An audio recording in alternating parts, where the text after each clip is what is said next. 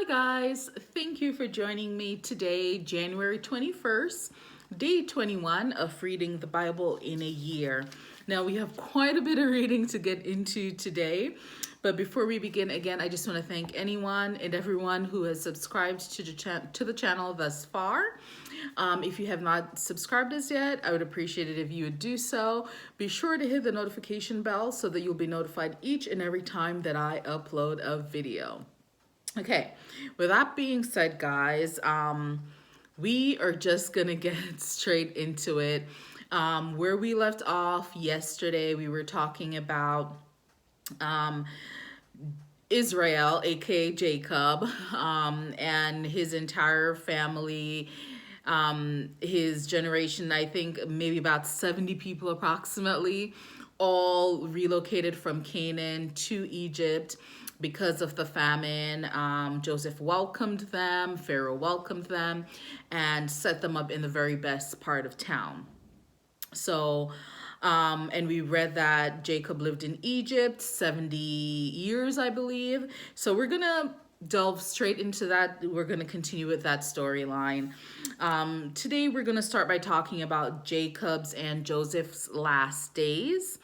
And I'm just going to read a little bit about the story that we're going to get into before we start the scriptures. But the scriptures that we will eventually start reading is going to be from Genesis 47, verse 29. As you know, we ended at verse 28 yesterday. So we're going to pick up from verse 29 and we're going to read all the way through to Genesis 50, verse 26. So quite a bit of reading to do today. So 17 years have passed since Israel, aka Jacob, brought his family into Egypt. Nearing death, Israel is anxious to pronounce final blessings upon his sons and grandsons and to ensure his burial in the tomb where Abraham and Isaac were buried. Israel's death marks the end of the early patriarchs, and attention begins to focus more broadly upon the nation which bears Israel's name. Joseph's death is also recorded after the third generation of Israelites is born in Egypt. So again, that's what we're going to talk about today. Read about, I should say. Genesis 47, verse 29 is where we're starting. When the time drew near for Israel to die, he called for his son Joseph and said to him, "If I have found favor in your eyes, put your hand under my thigh and promise that you will show me kindness and faithfulness. Do not bury me in Egypt, but when I rest with my fathers, carry me out of Egypt and bury me where they are buried." "I will do as you say," he said. "Swear to me," he said. Then Joseph swore to him, and Israel worshipped as he leaned on the top of his staff. Sometime later, Joseph was told, "Your father is ill." So he took his two sons, Manasseh and Ephraim, along with him. When Jacob was told, "Your son Joseph has come to you," Israel rallied his strength and sat up on the bed. Jacob said to Joseph, "God Almighty appeared to me at Luz in the land of Canaan, and there he blessed me and said to me, 'I am going to make you fruitful and increase your numbers. I will make you a community of peoples, and I will give this land as an everlasting possession of your descendants after you.' Now then, your two sons born to you in Egypt before I came to you here will be reckoned as mine. Ephraim and Manasseh will be mine, just as Reuben and Simeon are mine. Any children born to you after them will be yours. In the territory they inherit, they will be reckoned under the names of their brothers. As I returned from Padan, to my sorrow Rachel died in the land of Canaan, where we were still on the way, a little distance from Ephrath. So I buried her there beside the road to Ephrath, which is Bethlehem. When Israel saw the sons of Joseph, he asked, 'Who are these?' 'They are the sons God has given me here,' Joseph said to his father. Then Israel said, Bring them to me so I may bless them. Now Israel's eyes were failing because of old age, and he could hardly see. So Joseph brought his sons close to him, and his father kissed them and embraced them. Israel said to Joseph, I never expected to see your face again, and now God has allowed me to see your children too. Then Joseph removed them from Israel's knees and bowed down with his face to the ground. And Joseph took both of them, Ephraim on his right toward Israel's left hand, and Manasseh on his left toward Israel's right hand, and brought them close to him. But Israel reached out his right hand and put it on Ephraim's head. Though he was the younger, and crossing his arms, he put his left hand on Manasseh's head, even though Manasseh was the firstborn. Then he blessed Joseph and said, May the God before whom my fathers Abraham and Isaac walked faithfully, the God who has been my shepherd all my life to this day, the angel who has delivered me from all harm, may he bless these boys. May they be called by my name and the names of my fathers Abraham and Isaac, and may they increase greatly on the earth.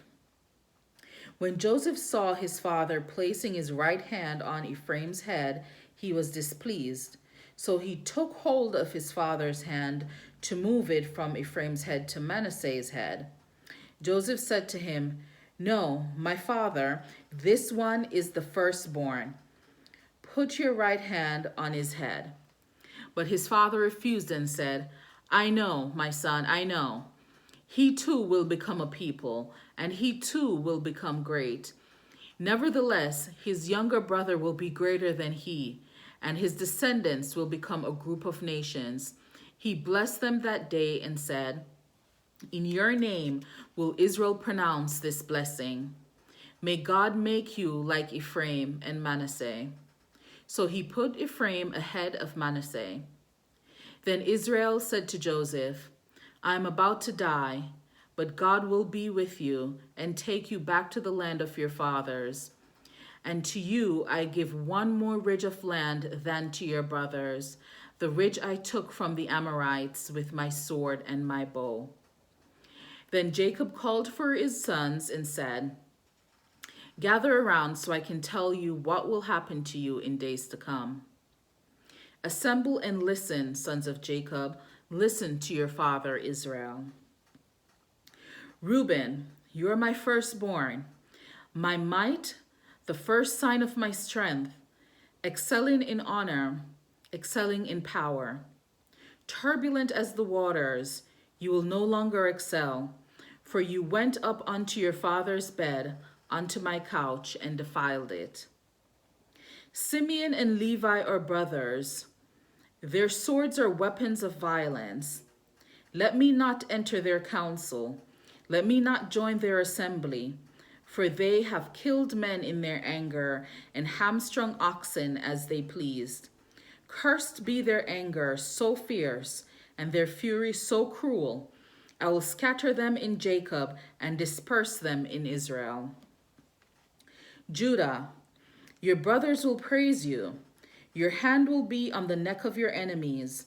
Your father's sons will bow down to you. You're a lion's cub, Judah. You return from the prey, my son. Like a lion, he crouches and lies down. Like a lioness, who dares to rouse him? The scepter will not depart from Judah, nor the ruler's staff from between his feet, until he to whom it belongs shall come, and the obedience of the nations shall be his. He will tether the donkey to a vine, his colt to the choicest branch. He will wash his garments in wine, his robes in the blood of grapes. His eyes will be darker than wine, his teeth whiter than milk.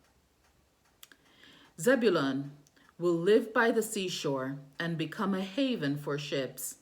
His border will extend toward Sidon. Issachar is a raw-boned donkey lying down among the sheep's pens. When he sees how good is his resting place, and how pleasant is land. He will bend his shoulder to the burden and submit to forced labor. Dan. Dan will provide justice for his people as one of the tribes of Israel. Dan will be a snake by the roadside, a viper along the path that bites the horse's heels so that its rider tumbles backward. I look for your deliverance, Lord. Gad. Gad will be attacked by a band of raiders, but he will attack them at their heels. Asher's food will be rich. He will provide delicacies fit for a king. Naphtali is a doe set free that bears beautiful fawns. Joseph is a fruitful vine near a spring, whose branches climb over a wall. With bitterness, archers attack him.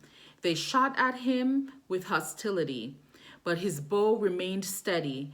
His strong arms stayed limber because of the hand of the mighty one of Jacob, because of the shepherd, the rock of Israel, because of your father's God, who help you, because of the Almighty, who blesses you with blessings of the skies above, blessings of the deep springs below, blessings of the breast and womb.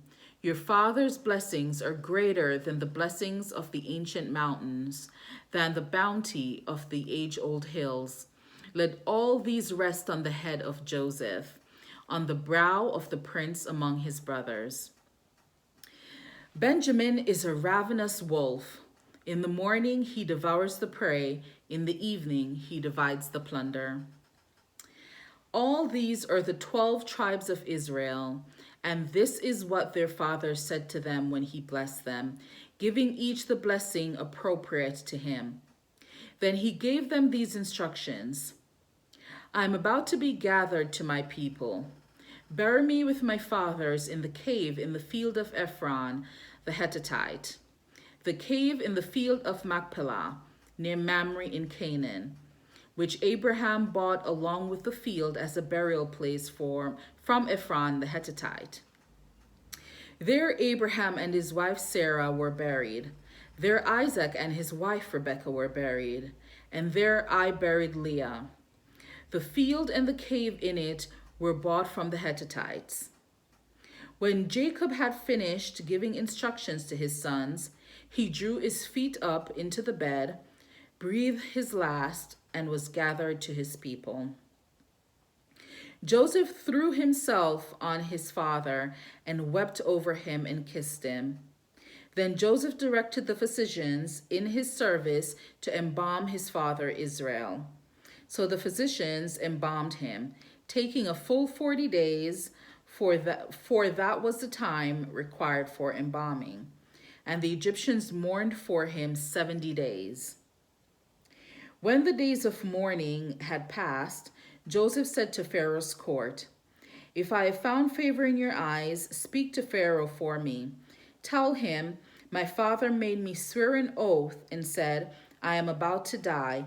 Bury me in the tomb I dug for myself in the land of Canaan.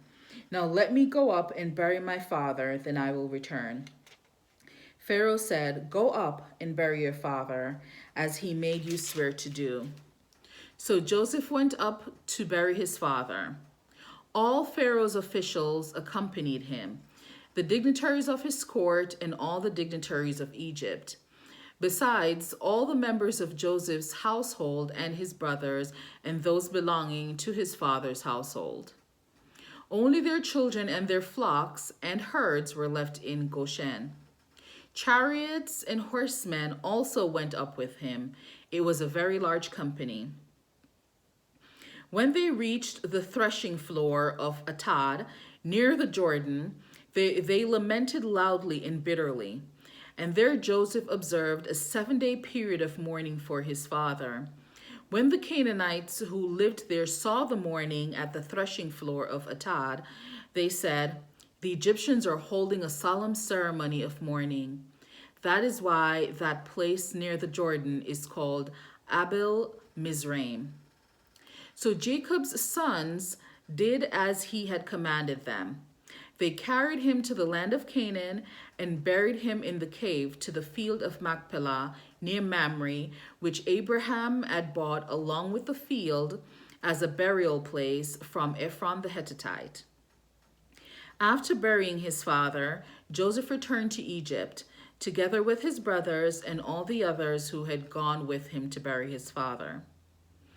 When Joseph's brothers saw that their father was dead, they said, "What if Joseph holds a grudge against us and pays us back for all the wrongs we did to him?" So they sent word to Joseph saying, "Your father left these instructions before he died. This is what you are to say to Joseph. I ask you to forgive your brothers the sins and the wrongs they committed in treating you so badly. Now please forgive their sins of the servants of God for your father." When their message came to him, Joseph wept. His brothers then came and threw themselves down before him. "We are your slaves," they said. But Joseph said to them, "Don't be afraid. Am I in the place of God? You intended to harm me, but God intended it for good to accomplish what is now being done, the saving of many lives. So then, don't be afraid. I'll provide for you and your children." And he reassured them and spoke kindly to them. Joseph stayed in Egypt along with all his father's family. He lived 110 years and saw the third generation of Ephraim's children. Also the children of Machir, son of Manasseh, were placed at birth on Joseph's knees. Then Joseph said to his brothers, "I am about to die, but God will surely come to your aid and take you up out of this land to the land he promised on oath to Abraham, Isaac, and Jacob." And Joseph made the Israelites swear an oath and said, "God will surely come to your aid, and then you must carry my bones up from this place." So Joseph died at the age of 110, and after they embalmed him, he was placed in a coffin in Egypt. Okay, so that ends our reading for today, Thursday, January 21st. Another good day of reading. I was pleased to see the great send-off they had for Jacob, who was also known as Israel. And that Pharaoh sent all his dignitaries and everyone. I can just imagine the procession, of all these dignitaries and fine people and the huge crowd and everyone making their way to his funeral. So that was interesting to see. And now we've gotten to where Joseph has passed and he has forgiven his brothers. Well, in his eyes, I'm guessing there was nothing to forgive. He kind of saw it as big picture. Had this not happened, had his brothers not sold him to the Egyptians, he never would have led the life that he did, having the opportunity to be in charge of all of Egypt, eventually saving his father and his brothers during the years of famine, and getting them through that. So in his eyes, there was really nothing to forgive. He, saw the big picture of it all, and this is all in God's divine plan. So with that being said, thank you so much for joining me today. I look forward to seeing you guys tomorrow, January 22nd, for another day of reading. Stay blessed. Bye.